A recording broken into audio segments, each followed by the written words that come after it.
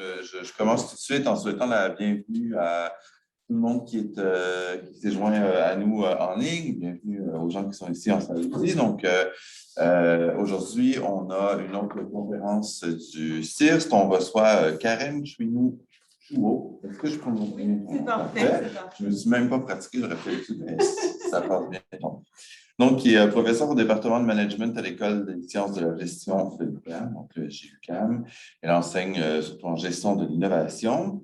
Ta thèse, qui a été soutenue, ma foi, relativement récemment, en 2022, mars 2022, à l'Université Laval, portait sur l'innovation ouverte au sein des PME internationales du Québec. Dans le cadre de ses recherches, elle s'est intéressée surtout aux approches d'innovation ouverte dans un contexte nord-sud et aux applications des innovations technologiques au sein de différents écosystèmes. Dans le cadre de ces recherches, on entend vulgariser les possibilités offertes par les nouvelles technologies de rupture et accélérer l'innovation collaborative dans une perspective gagnant-gagnant entre le Québec, le Canada et les pays du Sud.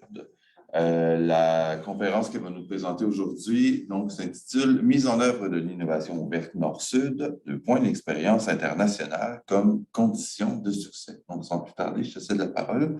Et vous, merci. Merci beaucoup. Merci pour la belle présentation. Bonjour à tout le monde qui nous a rejoint en ligne. Bonjour à tout le monde ici. Merci d'être présent pour cette présentation. Alors, c'est un article issu de mes travaux de thèse que j'ai coécrit avec mes directrices Sophie Veilleux et Diane Poulhomme, tous deux professeurs titulaires à l'Université Laval. Alors, c'est une partie de mes données que j'ai collectées dans le cadre de ma thèse. C'est comme un 4e article de thèse parce que j'ai fait trois articles qui ont été soumis. Il y a 2 qui ont été publiés et un qui est en soumission, mais ça, c'est un article à part où j'ai essayé de prendre uniquement les données qui concernaient des PME qui avaient fait de l'innovation ouverte avec des pays du Sud africain en particulier. Donc, mise en œuvre de l'innovation ouverte Nord-Sud, expérience internationale comme condition de succès. Alors, le plan de présentation, je vais avancer. Oups. Ah oui, j'avais prévu aussi une brève présentation, en tout cas pour ceux qui ne me connaissent pas. Donc, Karen Chouinou, nouvelle professeure au département de management. Donc, j'ai commencé en juin 2022. Donc, ça va faire bientôt 1 an. Je suis très heureuse. Bravo. Je vais fêter mon premier anniversaire le 1er juin 2023. Donc, j'ai fait ma thèse à l'Université Laval. Donc, ma thèse portait sur l'innovation ouverte au sein des PME internationales. Donc, actuellement, mes intérêts de recherche, c'est beaucoup justement l'innovation ouverte, mais plus dans la perspective nord-sud. Donc, de voir un peu comment le concept de l'innovation ouverte, un peu qui a été créé quelque part dans les écosystèmes du Nord, peut s'adapter ou comment revoir ce concept-là au sein des pays du Sud. Également, je m'intéresse de plus en plus aux innovations de rupture et leur application au sein des divers écosystèmes et contextes. Donc là-dedans, je mets justement le projet Carotte, on en parlait tout à l'heure un peu avec Martine. Donc le projet Carotte qui regroupe les chercheurs du 4.0, Malinda, où on va s'intéresser à l'UQAM précisément sur tout ce qui est le rôle de la blockchain dans la responsabilité, donc dans la mise en place, en tout cas, de chaînes d'approvisionnement agroalimentaire responsables. Et de façon générale, je pense que tout ce qui est innovation ouverte au sein des PME en particulier, c'est quelque chose qui m'intéresse beaucoup. Pour le plan de la présentation, honnêtement, ça va suivre le canevas que je pense on est déjà tous familiers avec ce canevas-là. Donc, je vais commencer avec le contexte, la problématique. Ensuite, j'aborderai les objectifs, l'objectif général et les questions de recherche, le cas théorique qu'on a utilisé, la méthodologie, les résultats. Je vais aller rapidement aussi sur la discussion et les principales contributions. Alors déjà, le terme central en fait de la recherche, c'est l'innovation ouverte. On utilise ici la définition de Chesbrough qui dit que l'innovation ouverte, c'est essentiellement l'utilisation des flux entrants et sortants de connaissances pour d'une part accélérer l'innovation interne de l'entreprise et d'autre part commercialiser et utiliser à l'externe l'innovation issue de l'entreprise. Ce qui est intéressant dans cette définition-là, ce sont les deux volets de l'innovation ouverte. Donc, un volet entrant où la PME va recevoir les connaissances de son environnement externe et un volet sortant où elle va mettre à la disposition, donc souvent commercialiser les connaissances qu'elle n'a pas développées sous forme d'innovation de produits ou de services. Et je pense qu'il y a aussi un consensus quand même dans la littérature autour duquel l'innovation ouverte est positivement associée à la performance des entreprises et à une activité innovante plus élevée à la fois chez les grandes et chez les petites entreprises. Ça, je pense que le consensus a été fait là-dessus. Mais lorsque j'ai fait la revue de la littérature au début de ma thèse, il y a quand même plusieurs lacunes qu'on a observées dans cette littérature-là sur l'innovation ouverte au sein des PME. Et j'ai considéré deux principales lacunes ici pour cet article-là. Donc, la première lacune, c'est véritablement la concentration des études sur l'innovation ouverte au sein des économies développées. Déjà, le concept même est né dans les grandes entreprises américaines et tout. Donc, il n'y a pas nécessairement beaucoup d'études qui appliquent ce concept-là aujourd'hui dans les économies du Sud. Et je ne pense même pas que ça... L'idée, c'est d'appliquer ce concept parce que c'est ça, il est essentiellement créé pour le contexte du Nord, mais c'est de voir souvent comment ce concept-là peut évoluer et comment les différences qui existent au niveau technologique, social, environnemental entre le Nord et le Sud impactent justement l'application de l'innovation ouverte dans ce contexte-là. Et l'autre lacune que j'ai relevée dans ma revue de littérature, c'est beaucoup une analyse limitée du micro-niveau, donc des facteurs de succès individuels qui peuvent influencer en fait l'adoption, la mise en place de l'innovation ouverte. Et ça, c'était surprenant parce que lorsqu'on parle de PME, souvent, le rôle du dirigeant est central et fondamental dans la mise en place des stratégies d'entreprise ou notamment des stratégies d'innovation. Mais c'est ça, lorsqu'on s'intéresse à l'innovation ouverte, on n'a pas nécessairement une analyse de ces facteurs individuels-là qui peuvent influencer l'adoption de cette stratégie d'innovation. Donc, l'objectif principal ici, c'est véritablement d'analyser la mise en œuvre de l'innovation ouverte Nord-Sud, ainsi que le rôle de l'expérience internationale de l'équipe dirigeante dans cette mise en œuvre. Donc, on a deux principales questions de recherche. Donc, déjà, comment les PME du Nord vont gérer l'innovation ouverte avec des partenaires qui sont situés au Sud. Et ensuite, comment l'expérience de l'équipe dirigeante de ces PME-là va influencer ces projets Nord-Sud-là. Et pour la théorie, on a combiné en fait plusieurs perspectives théoriques.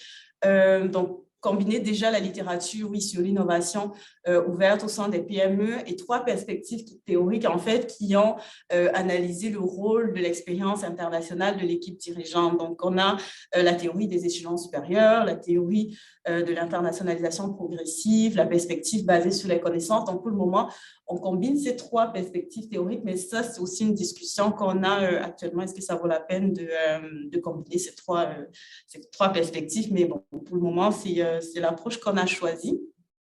Et la littérature sur l'innovation ouverte au sein des PME, donc on s'est concentré sur les trois processus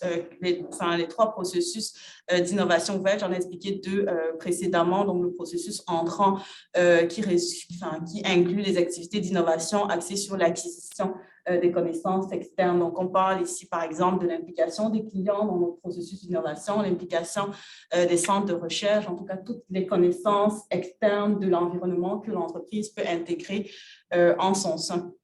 Le processus sortant, donc c'est essentiellement l'approche inverse, donc les voies externes pour commercialiser les inventions internes qui ne sont pas utilisées par l'entreprise innovante. On parle ici essentiellement de la vente des droits de propriété intellectuelle, des brevets de l'entreprise. Et le processus couplé, ça combine essentiellement ces deux processus entrants et sortants. C'est souvent des activités de partage, de recherche et développement, de co-entreprise, souvent que les entreprises vont ouvrir, notamment à l'international.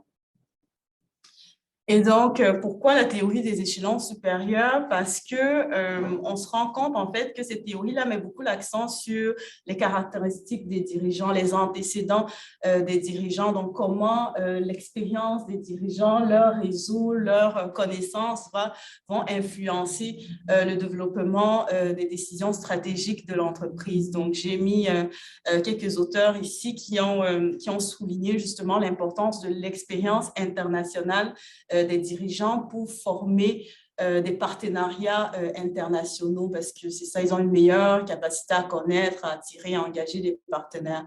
Donc, essentiellement, ce qui ressort de cette théorie-là, c'est qu'un dirigeant qui possède une plus grande expérience internationale permettrait l'établissement de partenariats stratégiques à l'international.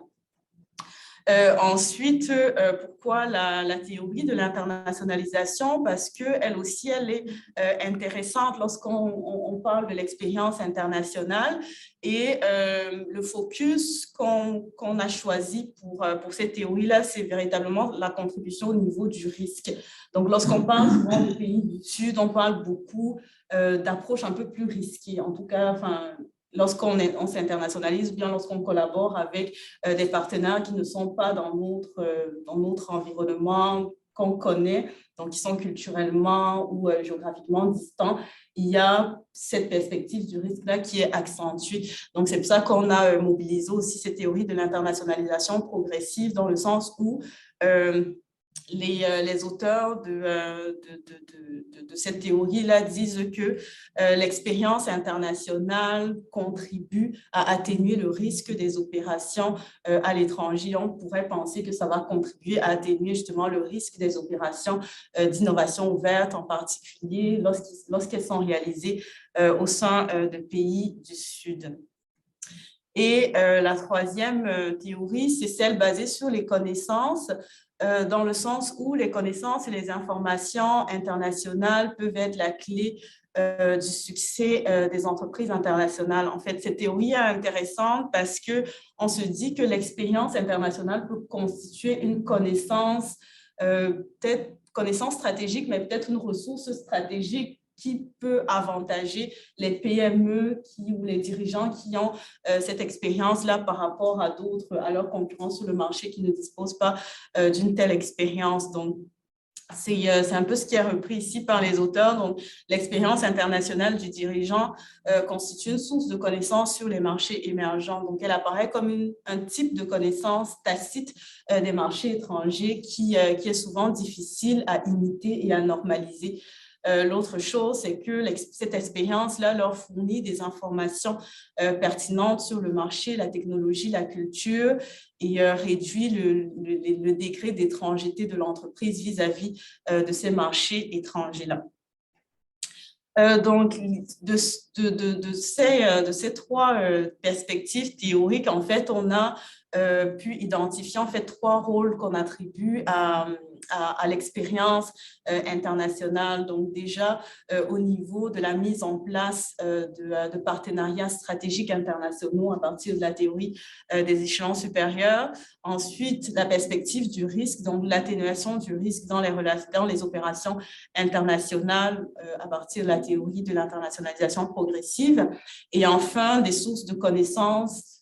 L'expérience internationale est vue comme une source de connaissances, comme je disais, une ressource stratégique pour les entrepreneurs ou les fondateurs des PME. Donc, l'idée, c'est de voir c'est d'analyser en fait ces différents rôles-là et de l'expérience internationale et leurs impacts sur les projets d'innovation ouverte Nord-Sud. Alors, pour ça, on a utilisé des études de cas. Donc, les principaux critères de sélection des cas, c'était des PME issus du Nord. On a considéré ici des PME de la province de Québec, tout simplement à cause de la proximité des chercheurs avec ces PME-là. Des PME qui ont réalisé avec succès des projets d'innovation ouverts. Donc, il était important que le projet que le projet ait réussi au sein du pays du Sud parce que c'est ça, on s'intéresse aux facteurs de succès. Et on s'est dit aussi que si le projet, si on s'était basé sur des projets qui ont échoué, oui, ça nous donnerait beaucoup d'informations, mais peut-être, c'est ça, peut-être on n'aurait pas pu cerner véritablement en fait la dimension de succès, en tout cas le facteur clé de succès et le rôle associé à l'expérience internationale qu'on voulait capter. Donc, on a privilégié en fait les projets qui ont été des succès. Et lorsqu'on parle de projets d'innovation ouverte ici, ça incluait essentiellement ce qu'on a dit tout à l'heure, donc les activités entrantes, sortantes et couplées, avec des acteurs au sein des pays du Sud. On a considéré principalement les pays africains. Pourquoi on a considéré ces pays-là? C'est parce que de plus en plus, on voit qu'il y a certains pays africains qui connaissent une croissance intéressante et en tout cas dans la collecte de données, lors de la collecte de données pendant ma recherche, il y a quand même un engouement aussi. Lorsqu'on parle aux PME, il y a un engouement de ces PME-là pour explorer de plus en plus ces marchés africains-là, parce que c'est souvent des marchés qui sont un peu méconnus encore aujourd'hui. Et le choix aussi du pays africain, c'était associé essentiellement à la langue aussi. La francophonie est très importante en Afrique, donc ce serait intéressant aussi pour ces PME-là d'avoir des outils justement pour mieux s'insérer dans ces marchés-là. Donc, de tous ces critères, on a retenu 16 PME principalement. Je n'ai pas mis les secteurs ici, mais c'est essentiellement des secteurs de services et de fabrication. Il y avait beaucoup de PME dans le domaine des technologies, donc qui proposaient des applications, toutes sortes d'applications pour... Par exemple, une PME qui proposait une application dans le secteur de la santé pour des échographies aux personnes, aux populations rurales.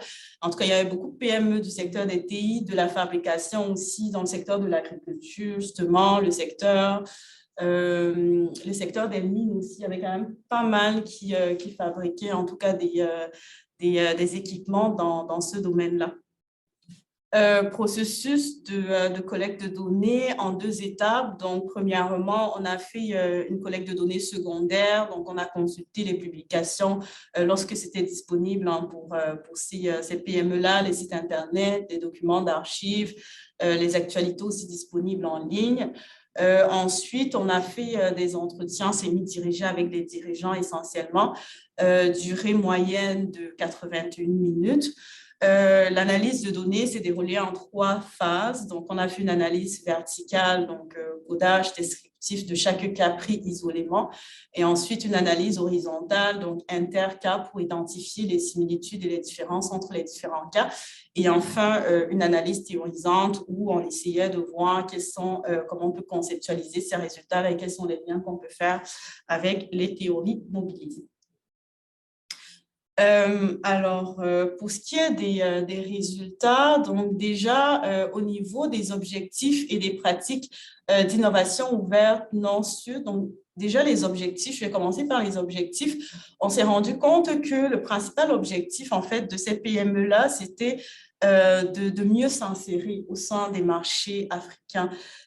Beaucoup voulaient principalement adapter leurs produits ou services ou concevoir de nouveaux produits et services qui répondent véritablement à la réalité de ces marchés-là. Donc, c'est ça. Donc, l'innovation ouverte était beaucoup utilisée pour comprendre c'était quoi les besoins spécifiques des marchés, comment on peut concevoir à partir des instruments qui sont disponibles dans ces marchés-là des produits qui sont adaptables en tout cas à la réalité de ces marchés. Et donc, les pratiques d'innovation ouverte étaient essentiellement entrantes. Donc, ça se comprend aussi parce qu'on est dans une logique où on veut le maximum de connaissances de l'environnement externe pour mieux comprendre les besoins, mieux comprendre les réalités et voir comment on peut mettre en place de nouveaux produits qui soient sensibles à la réalité de ce contexte-là. Et donc, les collaborations étaient établies avec des acteurs traditionnels, donc on parle de fournisseurs, de clients, mais également beaucoup d'acteurs non traditionnels. Quand je parle de non traditionnels ici, ce sont des acteurs que je n'avais pas répertoriés dans ma revue de littérature que j'ai fait au départ, donc des acteurs tels que les regroupements, les associations, les organisations non gouvernementales aussi et les bailleurs de fonds. Donc, par exemple, la Banque nationale, la Banque mondiale, la Banque africaine de développement aussi sont beaucoup revenus dans les discours parce que souvent, ce sont ces institutions-là qui financent des projets de développement d'infrastructures dans ces pays-là. Donc, il y a beaucoup de PME qui se sont rapprochées de ces structures-là au sein de ces pays pour comprendre, c'est ça, quels sont les projets que ces institutions-là financent, quels sont les besoins locaux, notamment, c'était beaucoup des PME de services, en tout cas, qui travaillaient avec ces institutions-là pour pouvoir mettre en place de nouveaux services qui fitent véritablement avec la vision ou avec les objectifs de la Banque africaine de développement ou la Banque mondiale. Donc, j'ai répertorié quelques extraits d'entrevues ici pour illustrer un peu plus. Donc, au niveau de l'insertion, comme objectif, insertion à l'étranger et adaptation des produits et services au marché. Donc, il y a un interviewé, par exemple, qui nous dit qu'il a des fournisseurs dans ce pays, je ne me rappelle plus très bien le pays, et parfois, ce qu'il dit, c'est ça, il demande à ses fournisseurs d'améliorer leurs produits pour que leur solution, la solution de la PME soit améliorée pour pouvoir la vendre moins cher en Afrique ou l'adapter à certaines conditions climatiques là-bas. Aussi, au niveau des pratiques entrantes, donc lorsqu'on parle de regroupement ou d'association, il y a une PME qui travaillait avec le groupement de femmes, donc GIE, groupement d'intérêt économique. Donc, c'est un groupement qui s'appelle Agir, qui regroupe à peu près 2000 femmes de 22 villages. Donc, on collabore beaucoup avec ce groupement-là pour comprendre leurs problématiques et leurs besoins. Et une autre PME, ça c'était au Cameroun, je m'en rappelle. Donc, l'interviewé disait qu'on travaille principalement avec les microfinances et leurs clients pour développer notre solution. Donc, cette PME-là, elle faisait une application destinée spécifiquement aux microfinances qui desservait des populations en zone rurale. Donc, on travaille avec ces microfinances-là pour développer notre solution, faire des tests et nous assurer que tout fonctionne correctement et suivant le cahier de charges. Ensuite, lorsqu'on s'intéresse au rôle associé à l'expérience internationale, donc des 3 rôles qu'on avait identifiés dans la littérature, donc on a pu en fait déduire des rôles plus spécifiques. Donc déjà au niveau de la mise en place des partenariats stratégiques internationaux, donc l'expérience internationale apparaissait ici comme une source de capital social et d'accession à des réseaux d'innovation. Mais on a beaucoup parlé d'expérience des dirigeants, mais on s'est rendu compte également que l'expérience des employés était également importante. Par exemple, il y a, pour le premier rôle spécifique, pour l'accession à des réseaux d'innovation, il y a un entrepreneur du Québec, mais qui est originaire du Cameroun, qui nous disait que c'est un marché que je connais bien, donc ça facilite beaucoup de choses. Donc, au niveau du développement de certains partenariats, de mon insertion dans certains réseaux, étant donné que je suis originaire de là, j'ai plus de connaissances sur ce marché-là. L'autre, pour parler de l'importance de l'expérience internationale des employés, il y a un interviewé qui nous a dit j'ai beaucoup d'employés, par exemple, qui sont marocains, donc on a des relations qui sont très avancées là-bas, étant donné que c'est notre monde, ce sont des Marocains de chez nous qui transigent avec des partenaires au Maroc, immédiatement, la porte s'ouvre. Donc ça, c'est quelques exemples de citations qui montrent le rôle aussi de l'expérience des employés ou de l'origine des employés pour réaliser des projets là-bas. Ensuite, on a tout ce qui est résilience, crédibilité, réduction de la distance psychique aussi, qui sont associés à l'expérience internationale. Mais peut-être je vais continuer avec ce que je considère véritablement important, c'est le facteur de prise de conscience sociale. En fait, ce qu'on a remarqué, c'est qu'il y a beaucoup d'entrepreneurs qui ont mis en place des projets d'innovation dans ces territoires-là, pas nécessairement oui, il y a l'aspect économique qui comptait parce qu'ils veulent croître, ils veulent agrandir leur activité, mais il y a beaucoup cette perspective sociale, ces raisons raisons sociales-là qui sont revenues aussi beaucoup dans les discours. Par exemple, il y avait un qui nous disait, moi, je travaille en Côte d'Ivoire depuis 2016, donc ça fait 4-5 ans, mais ce que j'essaie de faire aussi, c'est de mettre en place des projets qui aident l'Afrique à réinsérer sa population dans les zones rurales, à freiner l'exode rural. Donc, lui, il disait qu'il innove pour trouver des solutions locales permettant aux populations de produire plus des solutions qui auront un impact socio-économique. Ça, je pense, c'était l'entreprise qui concevait des équipements dans le secteur agricole. Et son expérience en Côte d'Ivoire, sa connaissance, en fait, du marché, l'a sensibiliser quelque part à l'importance et de mettre en place des solutions qui, oui, il y a un gain économique à faire, mais aussi pour limiter quelque part l'exode rural et favoriser, en tout cas, améliorer la vie de ces populations rurales-là. L'autre rôle aussi, c'est la connaissance des besoins. Donc, l'expérience internationale donne une meilleure connaissance des besoins. Donc, un interviewé disait, à force de faire des projets en éducation dans ces régions, on a quand même une bonne idée des besoins. Et puis, on a des gens chez nous qui ont des profils très spécialisés permettant de répondre à ces besoins-là. Je suis passée un peu rapidement peut-être sur les résultats, mais on pourra revenir. Donc, ce que pour le moment, on a réussi à faire, c'est d'étendre un peu notre cadre conceptuel en intégrant les différents rôles, les éléments associés à chaque rôle, donc le capital social, la résilience, la réduction de la distance psychique, la prise de conscience sociale aussi et source de connaissances.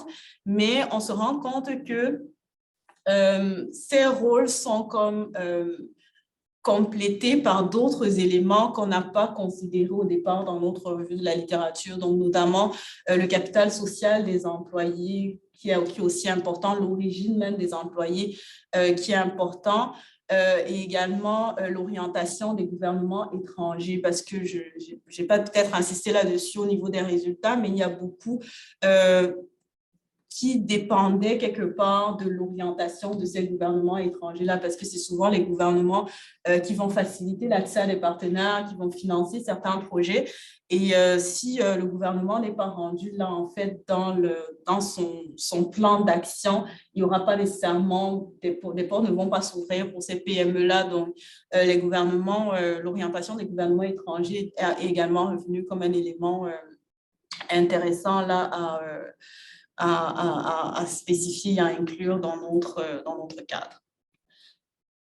Alors, c'est un peu ça, les contributions théoriques de cet article-là, c'est essentiellement de contribuer à la littérature sur l'innovation ouverte au sein des PME dans un contexte international et sous la perspective nord-sud en particulier. Donc, déjà en identifiant les particularités associées à l'innovation ouverte dans ce contexte-là, la perspective sociale aussi que j'ai évoquée. Donc, ça aussi, c'est quelque chose qu'on n'a pas vu dans la littérature sur l'innovation ouverte, donc de souligner cette importance de la perspective sociale là, lorsqu'on parle de contexte du Sud. L'implication aussi d'acteurs non traditionnels, donc les regroupements de femmes, les ONG, les institutions financières et les bailleurs de fonds. Au niveau théorique, toujours, on essaie de répondre aussi aux appels de certains auteurs qui ont souligné en fait la nécessité d'étudier plus en profondeur le phénomène d'innovation ouverte au sein des pays émergents, mais aussi l'influence de ces pays-là sur les stratégies d'innovation au sein de pays développés et d'étudier aussi les perspectives micro de l'innovation ouverte plus en profondeur. Donc, les contributions sur les différentes théories qu'on a mobilisées. Donc, la théorie des échelons supérieurs, c'est véritablement voir comment cette théorie-là peut s'appliquer pour stimuler les activités d'innovation ouverte nord-sud. Au niveau de l'internationalisation progressive, on présente l'expérience internationale comme un moyen justement de limiter le risque de ces projets d'innovation-là. Et la théorie basée sur les connaissances, donc c'est on essaie d'identifier les connaissances internationales qui sont essentielles à la réalisation de projets nord-sud. Et les connaissances qu'on a identifiées ici, c'était essentiellement les besoins spécifiques du marché émergent à la fois sociaux et économiques.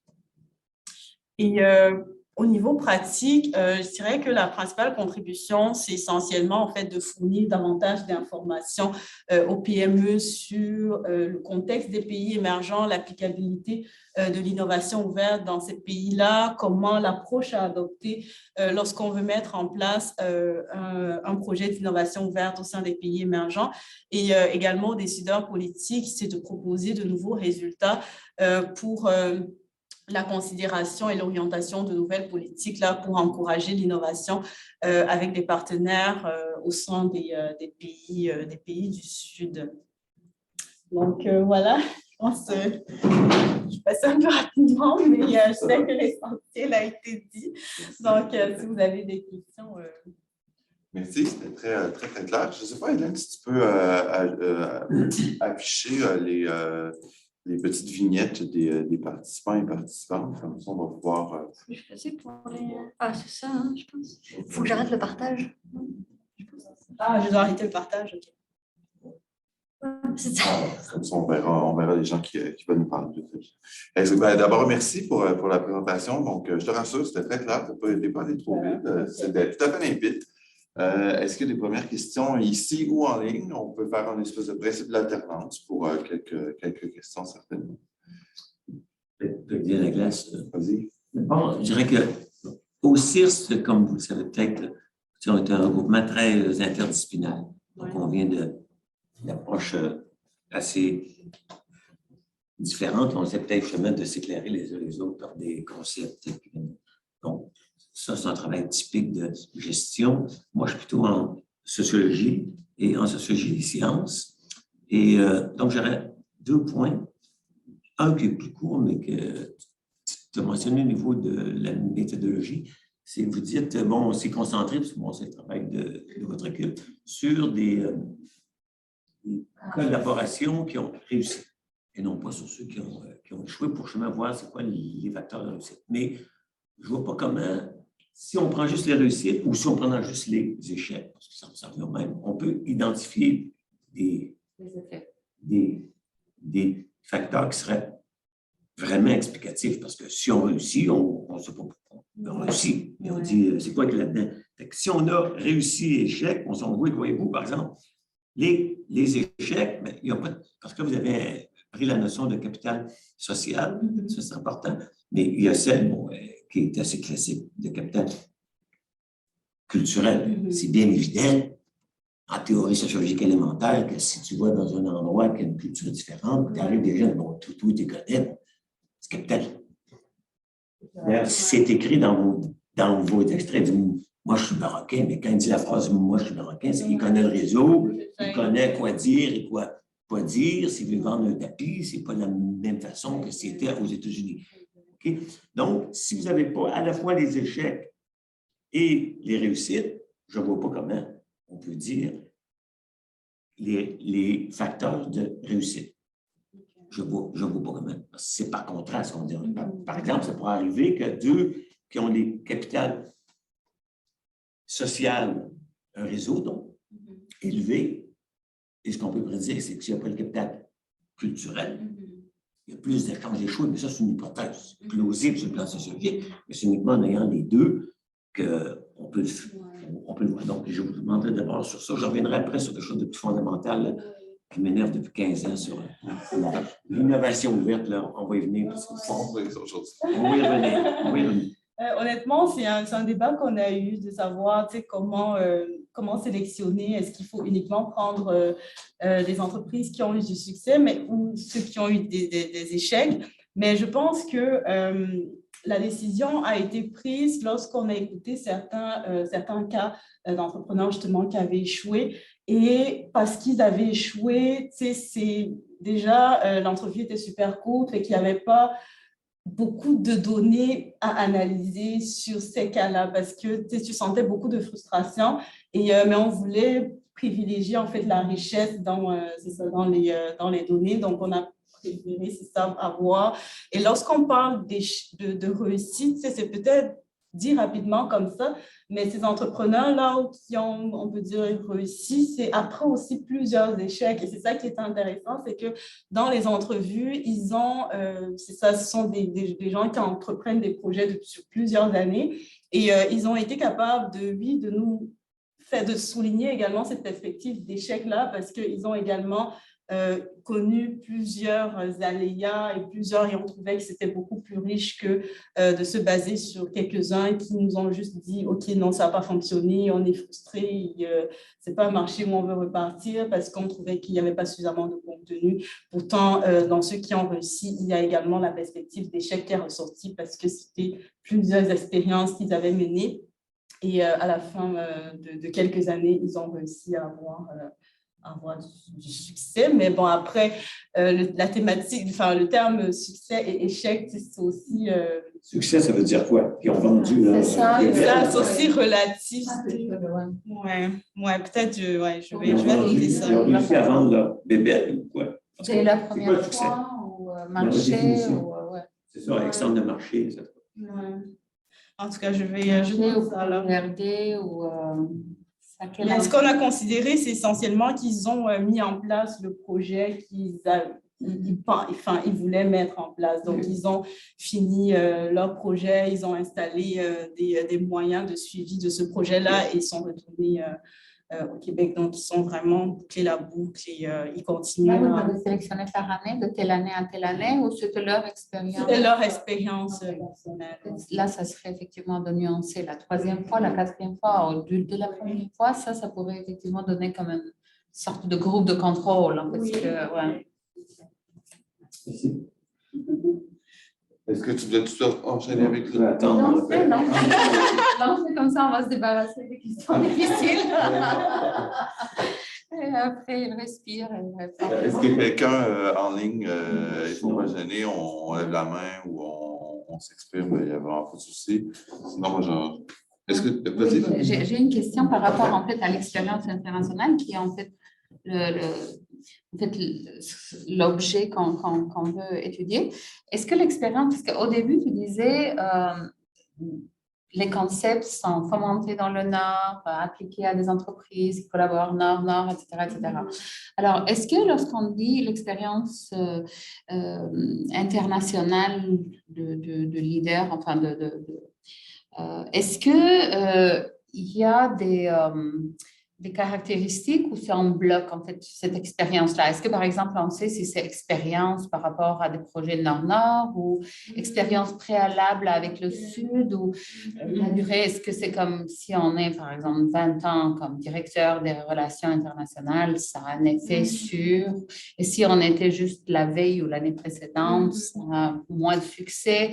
Est-ce que, par exemple, la nature aussi, parce que j'avais l'impression que c'est clair et limpide en amont lorsqu'on dit ouvert, enfin, qu'est-ce que les activités, les pratiques, mais lorsque tu décris après au niveau des résultats, parfois j'ai l'impression qu'il s'agit d'études de marché, c'est-à-dire de quoi ils ont besoin et je vais les développer après dans mon centre Nord.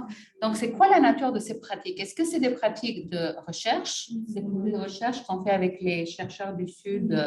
Est-ce que c'est des développements de produits qu'on a peut-être ou qu'on développe et on les adapte? Ou est-ce que c'est après commercialisation, dans le cycle de vie? Quel type de pratique? Parce que là, moi, j'avais eu l'impression, lorsqu'on décrit, que c'était plus comme commerce de marché ou commercialisé à la fin. Donc, c'est la collaboration en matière de R&D. Je n'ai pas ressenti.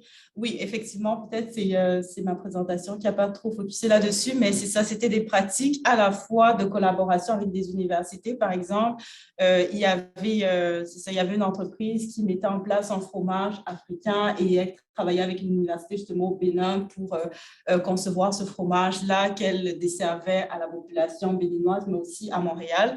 Donc, il y avait des activités de collaboration, de recherche et développement, mais il y avait beaucoup d'activités d'implication. C'est ça, des communautés, des clients.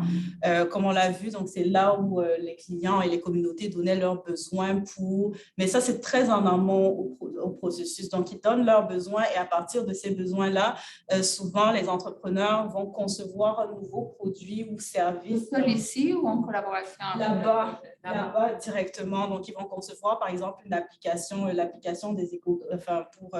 pour pouvoir faire des échographies dans les zones rurales. Ça, c'était conçu là-bas parce qu'ils conçoivent là-bas, ils testent là-bas et ils voient comment ça marche là-bas. Ils font un petit suivi là-bas aussi avant de revenir ici. Donc, tous les projets ont été mis en place là-bas, pas ici, mais c'est ça. Je n'ai pas insisté sur ces nuances-là, effectivement. J'ai 20 ans de collaboration avec la France ou l'Europe ou d'autres des pays développés. Est-ce que ça me prépare pour maîtriser les risques dans les pays africains, etc.? Là, je pense que... Exact. C'est ça qu'on a... Enfin, oui. Pour caractériser expérience internationale, c'est ça, je leur posais uniquement la question de l'expérience internationale, donc pas l'expérience au sein de pays du Sud ou bien l'expérience dans un domaine particulier, mais non, c'est ça, j'ai pas... Dans ces 16 entreprises-là, les entrepreneurs avec LinkedIn, etc., tu peux pas aller chercher dans leur CV, etc., quelle est la nature de l'expérience et compléter pour la publication, je veux dire.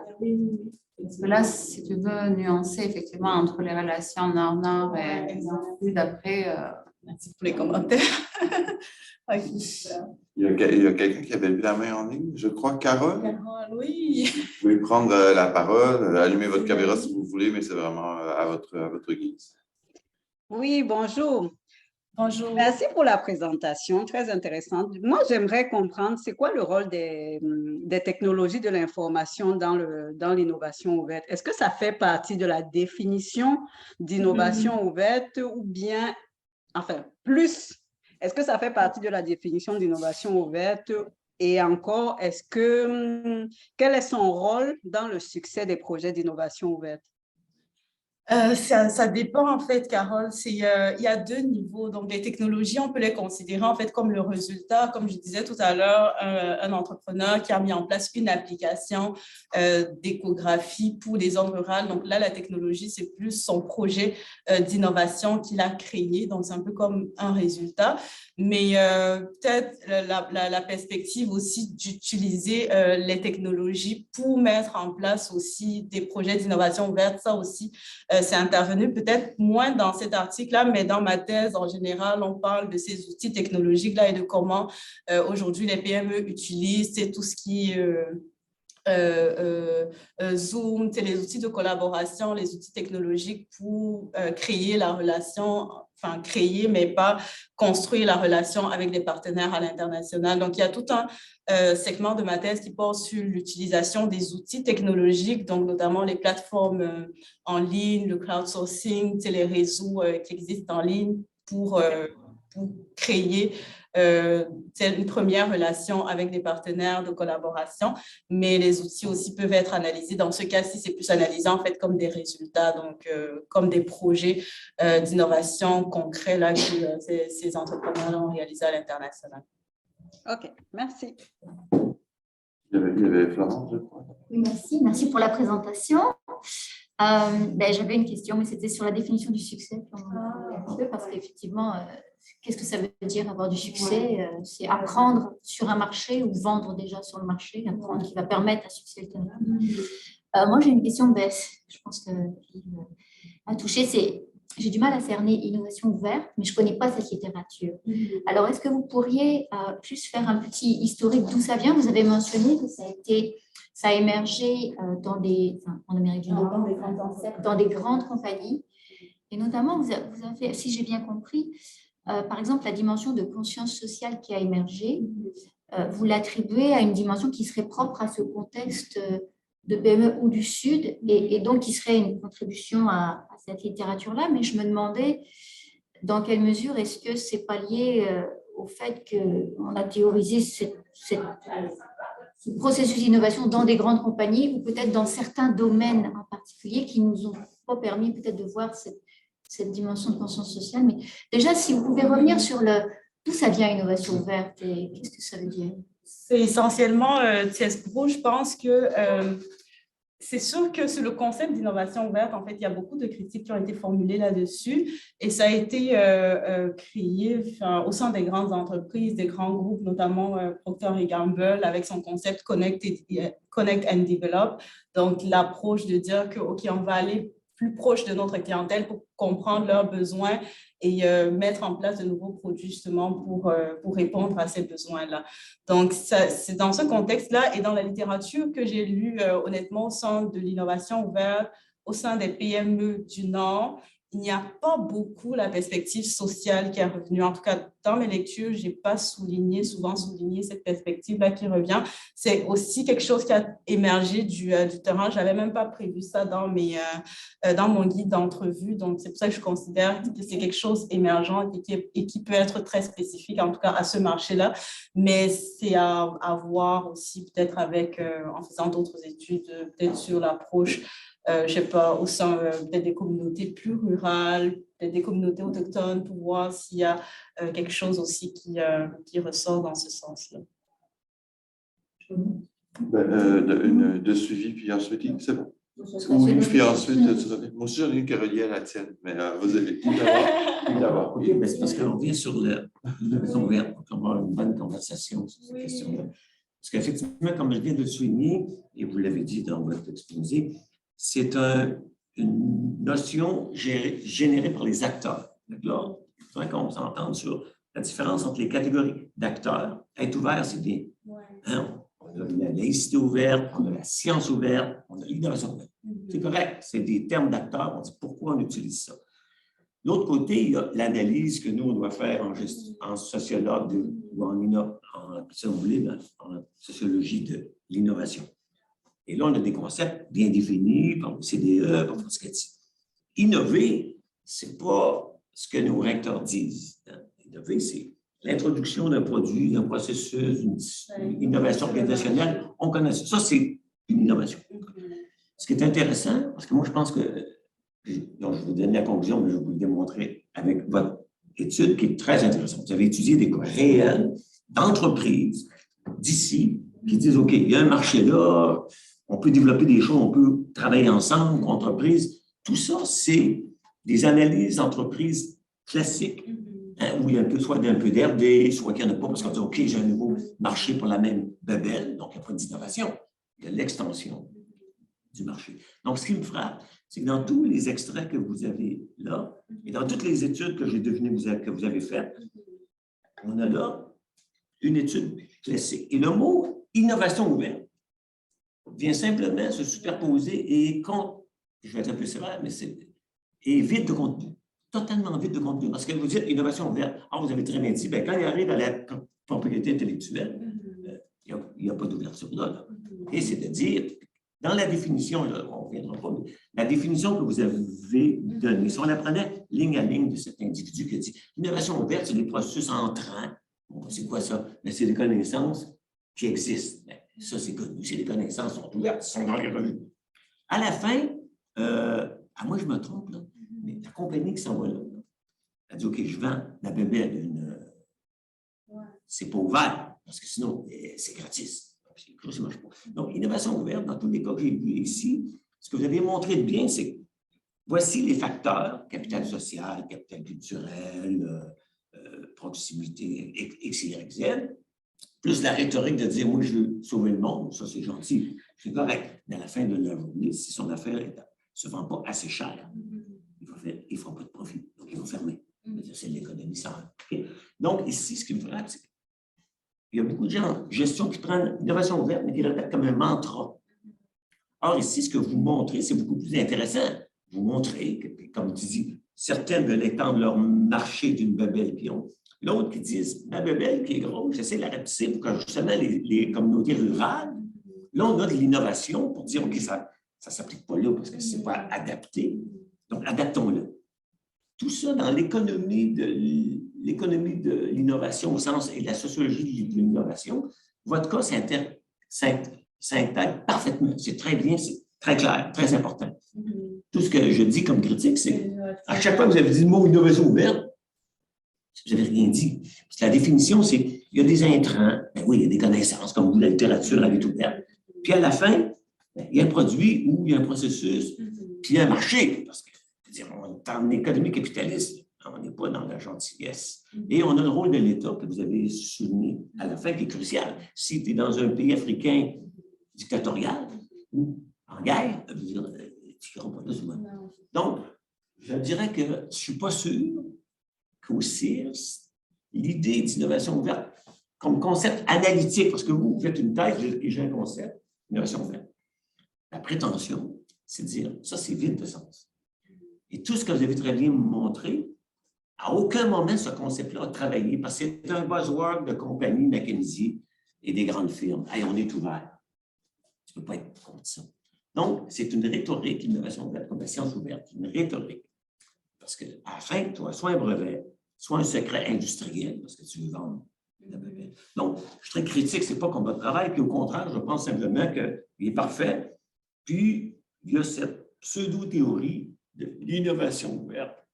La définition que vous avez donnée, si on avait le temps de la prendre ligne à ligne, là, ça prendra 5 minutes pour prendre chaque phrase pour montrer que c'est vide.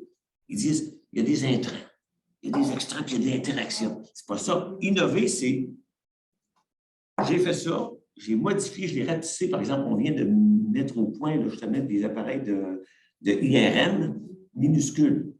C'est une innovation, parce que des IRM, c'est gros comme si tu rentres en tête là. Là, ils ont fait des petits pour que, justement, on puisse se promener. Ça, c'est de l'innovation. C'est pas ouvert. Il y a un brevet là-dessus, puis c'est pas ouvert. Donc, je suis très critique de l'innovation ouverte. Puis je vous amène à réfléchir que votre travail, je ne pense pas qu'il y a besoin de ça. Il y a besoin de capital culturel, capital social, capital économique, évidemment, et relations entre États. La langue, vous avez très bien dit, les gens qui baragouinent l'anglais ont moins de chances de vendre leur bébelle que des gens qui ont la culture locale. Donc, j'ai bien aimé toute la présentation, mais je pense que toute cette blabla de gestion d'innovation ouverte est vide de contenu.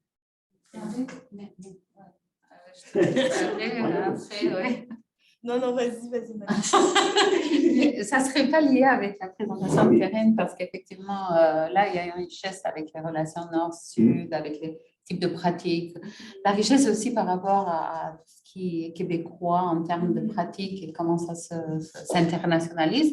Mais je pense que tu as suffisamment là de théories, les autres que tu as mentionnées, qui peuvent effectivement subvenir aux besoins où il va falloir évacuer dans ce concept.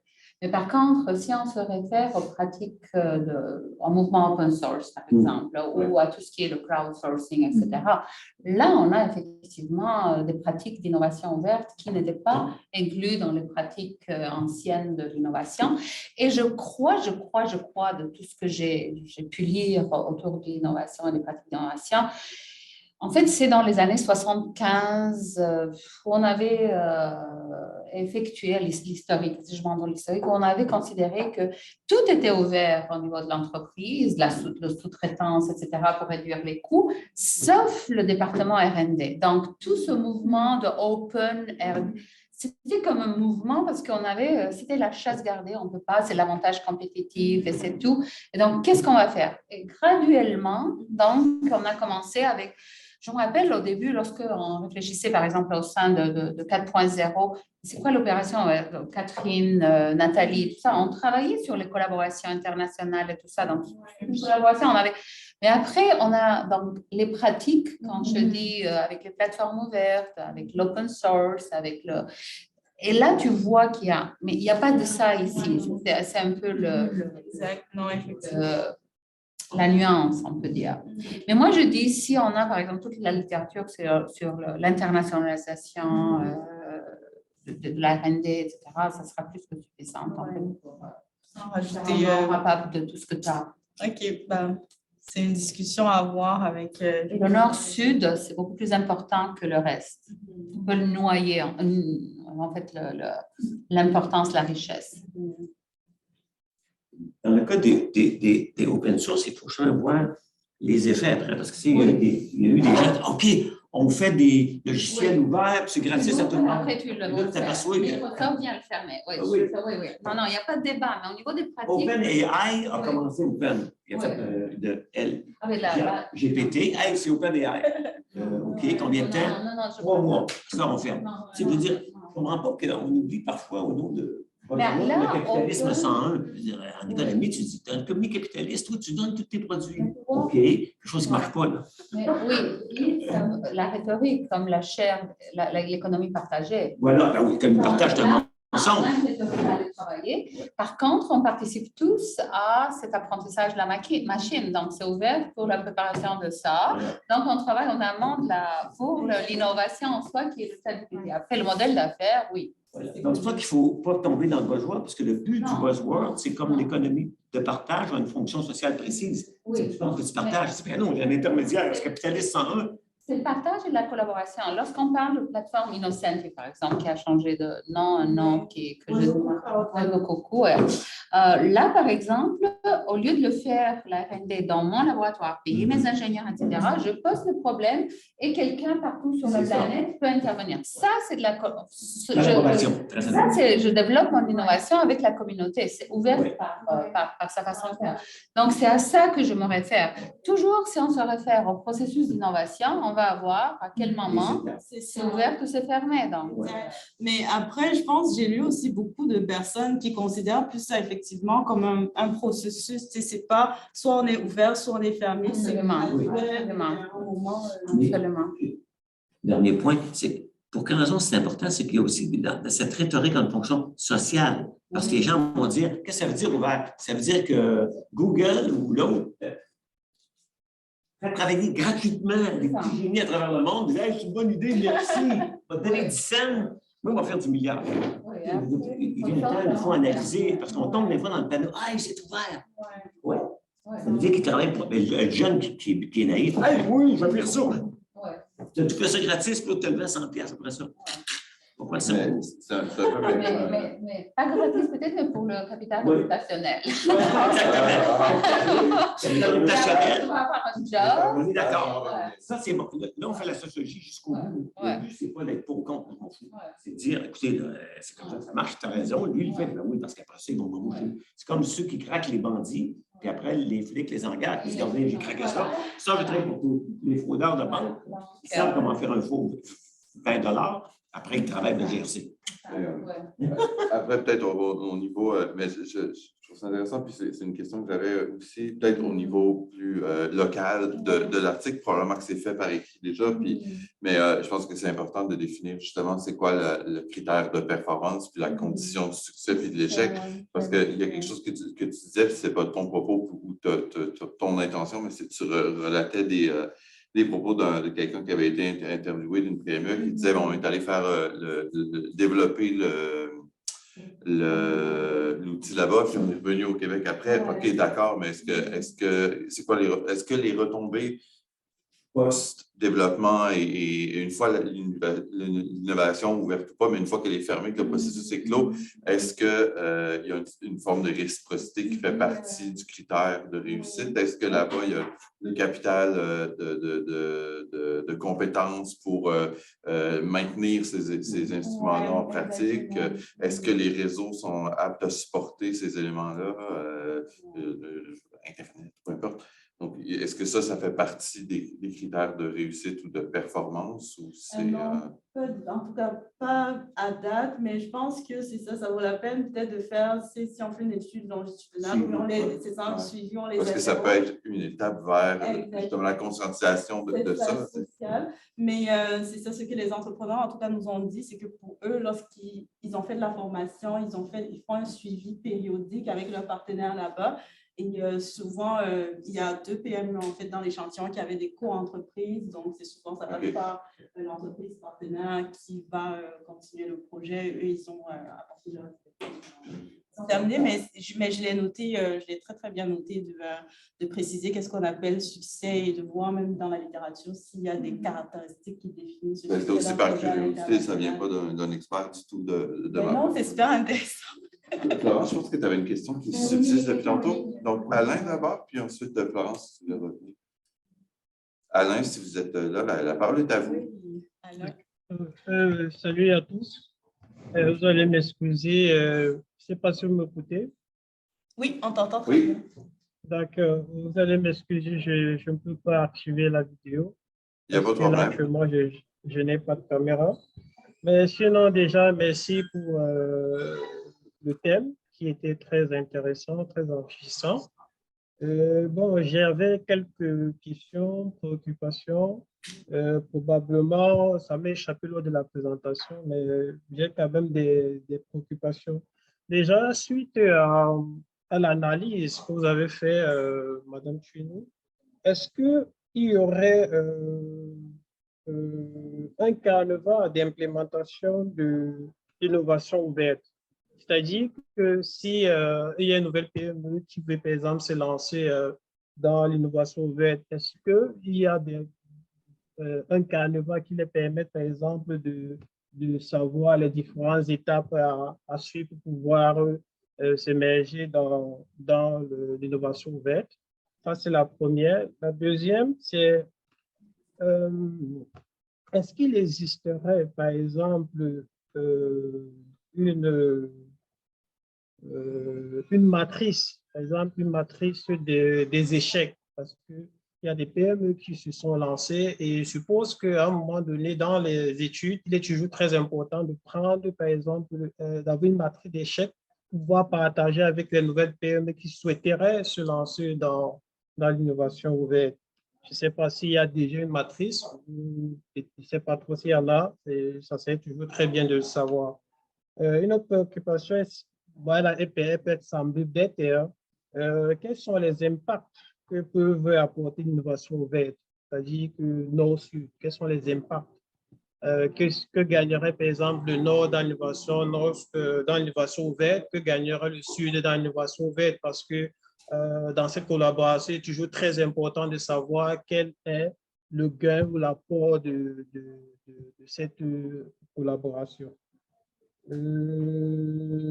J'avais aussi notre préoccupation, toujours pour Madame Chouinou. Selon vous, quelle est ou sont les motivations qui vous amèneraient à recommander, par exemple, l'innovation ouverte? C'est-à-dire que si vous vous retrouvez, par exemple, devant une hiérarchie d'une PME, et que vous leur recommandez, par exemple, l'innovation ouverte, quelles seront les motivations? C'est-à-dire que comment vous pourrez changer, par exemple, l'attitude de cette entreprise à s'aligner à l'innovation ouverte? Quelles seraient les différentes motivations que vous pourrez apporter par rapport à cela? Je vais m'arrêter là pour le moment. C'est vrai que j'en avais d'autres, mais je préfère, pour ne pas apporter, pour ne pas donner trop de questions, je préfère d'abord m'arrêter là et peut-être revenir plus tard. Merci. Super, merci beaucoup, Alain. Je vais commencer avec les motivations, peut-être la dernière question. Les motivations pour recommander l'innovation ouverte, ça, c'est bien documenté dans la littérature. En fait, il y a plusieurs motivations, mais la principale, si tu veux, c'est véritablement d'avoir, de savoir quelles sont les connaissances qu'on dispose en interne et qu'est-ce qu'on veut aller chercher, qu'est-ce qu'on n'a pas, qu'est-ce qui nous manque en interne et de quoi on a besoin du marché externe. Donc, c'est essentiellement ça, c'est parce que de plus en plus, on se rend compte qu'en interne, oui, on a une bonne base de connaissances de nos employés, mais on ne peut pas tout avoir. Et donc, c'est de faire en fait cet exercice-là de savoir qu'est-ce qu'on a et qu'est-ce qu'on aimerait avoir de l'environnement externe. Après, il y a d'autres motivations qui sont en lien avec la capacité technologique, améliorer sa capacité technologique, améliorer son marché, par exemple, les motivations des PME, beaucoup que j'ai interrogées qui vont à l'international, beaucoup c'était s'insérer au sein de ce marché-là, de proposer autre chose, en fait, aux populations de ces marchés-là. Donc, mais je te dirais, la principale motivation, en fait, pour adopter l'innovation ouverte, c'est essentiellement d'accéder à des connaissances qu'on n'a pas, qui sont non disponibles en interne. Au niveau de l'impact de l'innovation, je pense que j'ai mal noté, mais je pense que ta question, c'était beaucoup sur les retombées. Pourquoi, en fait, une entreprise du Nord adopterait l'innovation ouverte avec un partenaire du Sud? Encore une fois, les retombées, c'était beaucoup en termes s'insérer au sein de ce marché, encore une fois, mais aussi d'avoir de nouvelles idées, d'avoir des idées d'innovation, souvent de rupture, parce qu'étant donné que le marché est totalement différent, ça nous permet de penser différemment, de sortir un peu du cadre pour voir comment on peut mettre en place de nouveaux produits qui sont souvent moins chers parce que c'est destiné à des populations qui sont parfois marginalisées, donc on ne veut pas nécessairement les vendre très cher, donc ça peut nous faire penser en dehors de la boîte et adopter des initiatives d'innovation qui sont de rupture et qui sont inclusives et qui sont moins coûteuses aussi. Pour les marchés émergents, c'est essentiellement d'accéder, encore une fois, à la connaissance qu'elles ne disposent pas localement. Donc, c'est essentiellement ça en termes de retombées. Pour la matrice des échecs, actuellement, j'en ai pas vu. Je ne sais pas si, en tout cas, je ne me suis pas penchée s'il existe une revue de la littérature qui s'est penchée essentiellement sur les échecs de l'innovation ouverte. Je ne sais pas. Dans le cadre de ma thèse, moi, je me suis penchée sur la distance, en fait, le concept de distance comme échec, comme source d'échec de l'innovation ouverte. J'avais présenté d'ailleurs... Linda, je ne sais pas si tu te rappelles, dans mon entrevue à l'UQAM, ça c'était mon 3e article de thèse, donc c'était essentiellement les dimensions de la distance, donc la distance géographique, la distance culturelle, la distance institutionnelle, la distance économique aussi qui constituait des échecs à l'innovation ouverte, mais encore une fois, innovation ouverte internationale. Mais c'est ça, je ne sais pas honnêtement s'il existe une matrice, un cadre conceptuel qui répertorie tous les échecs qui existent à l'innovation ouverte. Et j'ai l'impression que la première question, j'ai peut-être oublié, je ne sais pas si j'ai fait le tour. Non, la première question, c'était le canevas. Ah, le canevas d'implantation, je te dirais qu'il n'existe pas de canevas. En tout cas, je n'ai pas fait de canevas parce que c'est beaucoup... ça dépend tellement des entreprises, de leur secteur d'activité, de leur motivation, de qu'est-ce qu'elles font. Et c'est aussi ça, la richesse de la recherche qualitative, c'est très... c'est très personnalisé, donc ça dépend beaucoup... c'est ça, de l'histoire et de l'entrepreneur et du secteur de ces entreprises-là. Donc, non, je n'ai pas de canevas à conseiller en matière d'implémentation d'innovation ouverte, suite en tout cas aux résultats de recherche que j'ai vus. Est-ce que Florence, ta question, était-tu toujours dans ton pipeline de questions? Une toute petite question, c'était, vous aviez un diapositive sur les recommandations ou en tout cas les retombées concrètes, pratiques. Je me demandais si vous étiez déjà rendu là, quel type de recommandations ou de retombées vous verriez au niveau pratique, peut-être pour les PME elles-mêmes ou bien pour les décideurs. Je pense que vous n'êtes peut-être pas rendu là, je ne sais pas. On a commencé la réflexion là-dessus, mais pour les retombées au niveau des décideurs, c'était beaucoup, en fait, ce que moi,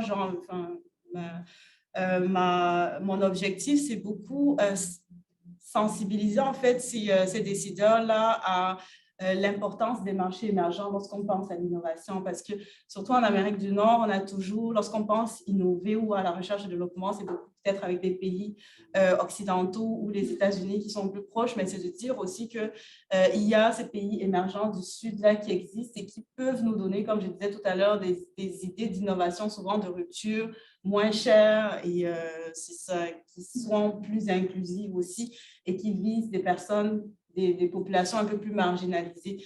La plupart, enfin pas la plupart, mais quelques entrepreneurs que j'avais dans mon échantillon, c'était justement ce type de marché-là qui ciblait des populations rurales qui n'ont pas accès aux soins de santé, des microfinances, des populations rurales, encore une fois, qui n'ont pas accès aux services bancaires. Donc, c'est ça, on est dans une approche plus inclusive, je dirais. Donc, ça peut permettre de sensibiliser, en fait, ces décideurs-là, d'encourager davantage des initiatives d'innovation au sein de ces pays-là. Parce que même au niveau juste commercial, Aujourd'hui, il y a beaucoup, en fait, lorsqu'on parle de faire des affaires au sein des pays du Sud, il y a beaucoup de barrières à l'entrée parce qu'on considère que ces pays-là sont plus risqués, à tort ou à raison, oui. Et les initiatives, en fait, n'existent pas beaucoup pour faire des affaires dans ces pays. Donc, c'est un peu une façon aussi de sensibiliser que, bon, c'est possible et ça existe et il faut mettre en place peut-être davantage d'initiatives aussi pour dire qu'il y a quelque chose qui se trouve dans ces pays-là. Ça peut nous donner de nouvelles idées pour des innovations moins chères et plus inclusives. Merci. Alors, comme le temps file, il y a une question qui est apparue en ligne tout à l'heure et je crois, si je ne me trompe pas, que vous venez d'y répondre en partie, mais on va tout de même la lire. Donc, merci pour cette présentation. Donc, ma question est en lien avec les innovations de rupture. Comment les entreprises du Nord font-elles pour capitaliser sur ce qui se fait auprès des entreprises du Sud et vice-versa, surtout que les réalités sont différentes? Donc, peut-être, si vous voulez en dire quelques mots ou compléter. Comment les entreprises du Nord font-elles pour capitaliser sur ce qui se fait auprès des entreprises du Sud? Capitaliser, je ne suis pas sûre que je comprends nécessairement dans quel sens. Ben, c'est beaucoup, enfin, c'est un peu ce que j'ai dit tout à l'heure, c'est beaucoup par la collaboration qu'elles essayent d'établir en fait avec des partenaires dans ces pays du Sud-là. On a des entrepreneurs parfois qui sont originaires de ces pays du Sud, donc ça aide aussi à avoir des connaissances de ce marché-là, donc se tenir au courant de ce qui se fait pour faciliter en fait ce maillage et cette collaboration-là. Mais je ne suis pas sûre en fait que je comprenne comment les entreprises du Nord font pour capitaliser. Enfin, capitaliser, j'imagine que c'est pour... c'est ça pour comprendre, ouais, pour partager, profiter, c'est ça, sur ce qui se fait auprès des entreprises du Sud. C'est ça, donc c'est beaucoup avec la collaboration, les réseaux, les origines, les employés aussi, comme je disais tout à l'heure, qui sont originaires de ces marchés. Alors, merci beaucoup. Le temps est passé. Comme on fait habituellement, mais avant qu'on se quitte, merci aux gens qui sont ici, merci aux gens qui sont en ligne. Puis, rapidement, habituellement, on dit toujours un mot sur la conférence ou la présentation qui s'en vient. Alors, je saute cette étape parce que pas la semaine prochaine, mais dans 2 semaines, c'est le congrès de l'ACFAS. Donc, on a beaucoup de participants ici du CIRST et des proches ou moins proches collaborateurs qui y seront. Donc, je pense que c'est un rendez-vous pour beaucoup. Donc, on se dit à la prochaine. Merci encore à toi, Karen, d'avoir été avec nous. À tout le monde. À la prochaine. Merci beaucoup. Merci.